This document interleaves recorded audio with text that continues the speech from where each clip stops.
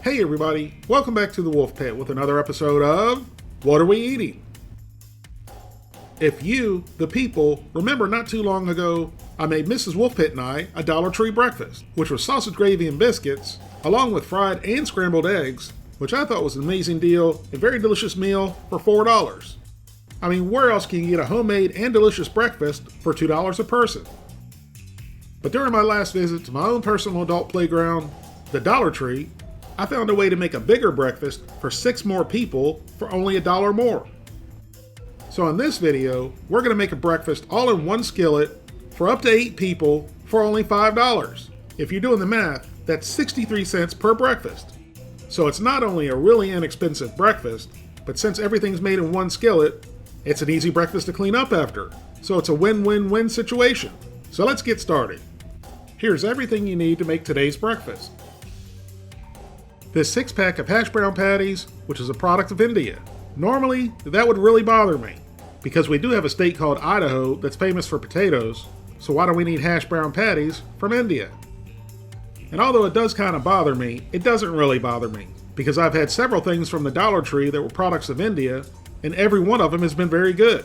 As a matter of fact, the very first 10 out of 10 score I gave was for the Chef Ernesto's vegetable patties, which were a product of India. Next, we have a 7-ounce box of Farmer John classic pork sausage links. Then we have a 10-ounce can of mild Rotel, which is diced tomatoes and chilies.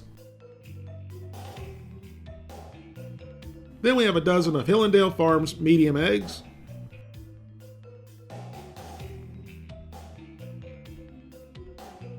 Then we have an 8-ounce bag of Sunny Acres Mexican blend shreds, which is not really cheese, it's a pasteurized processed topping, so that should be interesting.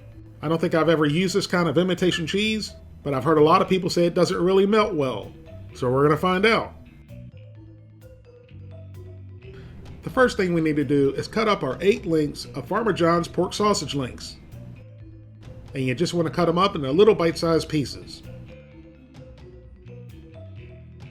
Then add the sausage pieces to a large skillet over medium-high heat. Then spread the sausage out into a nice even layer, and then let it sit there for a few minutes until it starts to brown.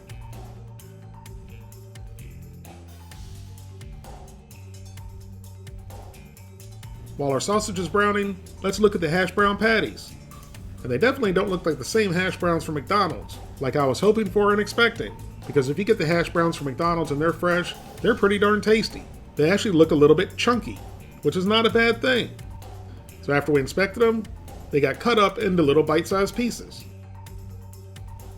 Now set the hash brown potatoes aside, and let's get back to frying the sausage.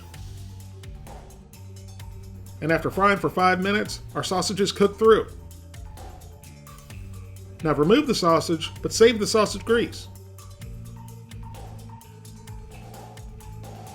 With the skillet still on medium-high, add the cut-up hash brown patties to the sausage grease.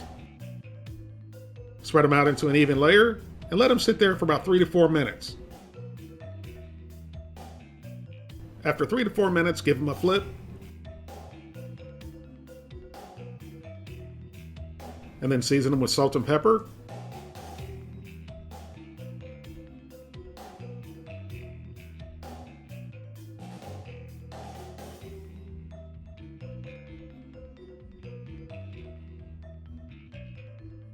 And a little bit of Dollar Tree garlic powder that I already had here from a previous cook.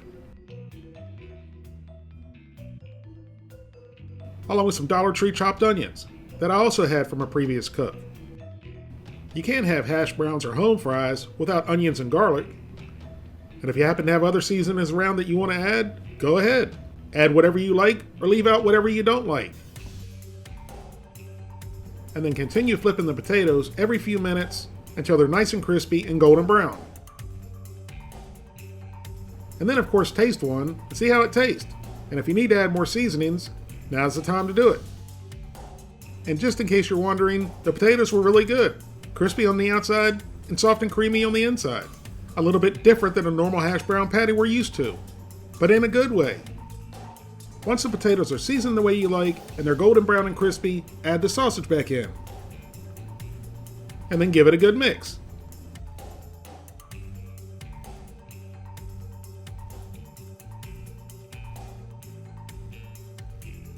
Next, add the very well drained can of Rotel.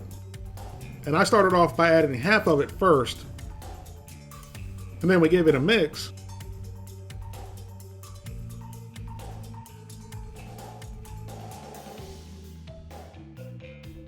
And realized we needed more, so I added the rest of the can. And then we continued to mix it until everything was well incorporated.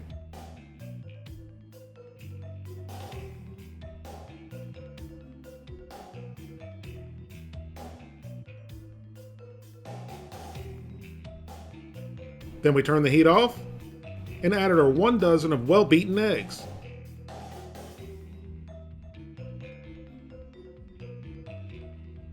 Followed by a handful of our pasteurized processed Mexican blend shreds. Then give it a good final mixing.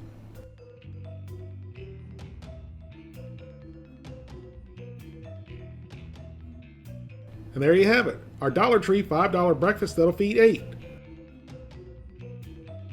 Doesn't that look great? And if you believe it's really done, stop being so gullible. I try and I try and I try to keep you, the people, on your toes so nobody takes advantage of you. So once everything's smoothed out into a nice even layer, add another handful of our Mexican blend pasteurized processed shreds. Once you've added as much of the fake cheese as you want, place the skillet into a preheated 350-degree oven for 10 to 15 minutes or until the eggs set up and hopefully the cheese is melted. After baking for a total of 12 minutes, our eggs are set up nicely and some of the cheese melted. Not all of it. Now it's time to cut up our $5 Dollar Tree frittata. That's kind of a catchy name. And you cut it just like you would a pizza. Now if you have really big eaters, and I mean really big eaters, only cut the frittata into 4 pieces. But if you have normal people, still with a hearty appetite, cut it in 8 pieces. And that kind of sounded like I was calling big eaters abnormal, but I didn't mean it that way. I made the mistake of serving myself a big piece, and I couldn't finish it all. So we're going to pull out 1 small piece and 1 big piece, just to show you, the people, the different serving sizes.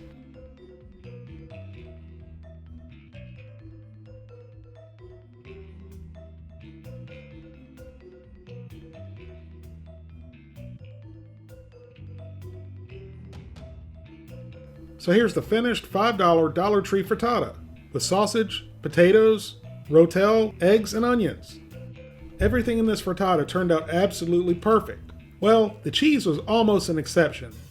The cheese didn't really melt, and it didn't really bother me though, but the cheese did get a little bit crunchy on the top, which added a really nice texture to the frittata. But everything from the sausage, the potatoes, the Rotel and eggs, everything was really good. Probably as good if I would have made it from similar items that cost more from a normal grocery store.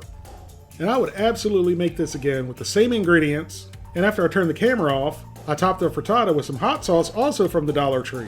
And if your Dollar Tree sells frozen peppers and onions, or jars of pickled jalapenos, you could add those for even more flavor. But my Dollar Tree didn't have either.